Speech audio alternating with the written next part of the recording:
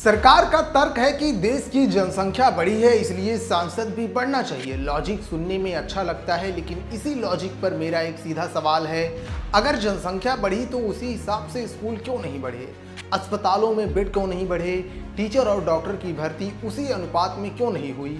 हैरानी की बात देखिए, जब स्कूल में टीचर कम पड़ता है तो आप गेस्ट टीचर रख लेते हैं, जब अस्पताल में डॉक्टर कम पड़ता है तो आप कॉन्ट्रैक्ट पर काम चला लेते हैं।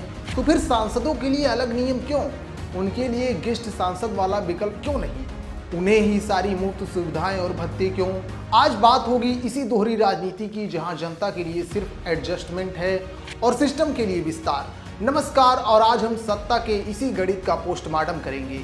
सरकार कहती है कि 1971 के बाद से सीट नहीं बढ़ी और अब डेलिमिनेशन जरूरी है ताकि बेहतर प्रतिनिधित्व मिल सके। क्या ज्यादा सांसद होने से ग्राउंड लेवल पर काम की रफ्तार बढ़ जाती है?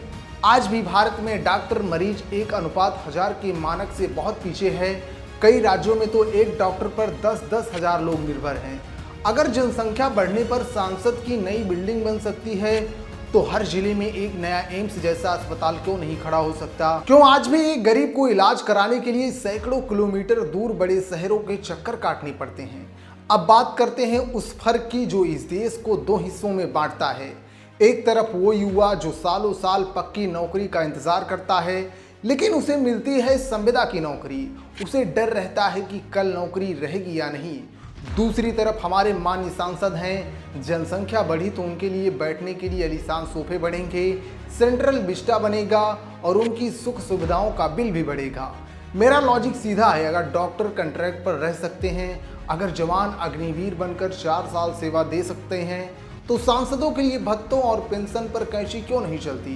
क्या जनता की बढ़ती आबादी सिर्फ टैक्स देने के लिए है और सुविधाओं का अधिकार सिर्फ सफेद पोषों के पास है? क्या सिर्फ संख्या बढ़ने से विकास होता है? अगर 543 सांसदों के होते हुए भी आज देश की सरकारी स्कूलों में छत टपक रही है, तो क्या 800 सांसद होने के बाद वो छतें रातों रात ठीक हो जाएंगी?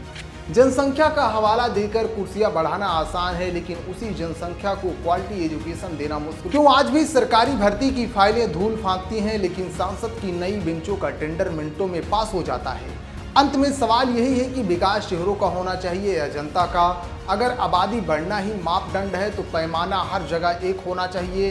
अस्पताल, स्कूल और रोजगार में भी वही तेजी दिखनी चाहिए जो सांसद की सीट बढ़ने में दिख रही है, वरना जनता ये समझने में देर नहीं लगाएगी कि ये विस्तार देश के भले के लिए है या सिर्फ अपनी ताकत बढ़ाने के लिए।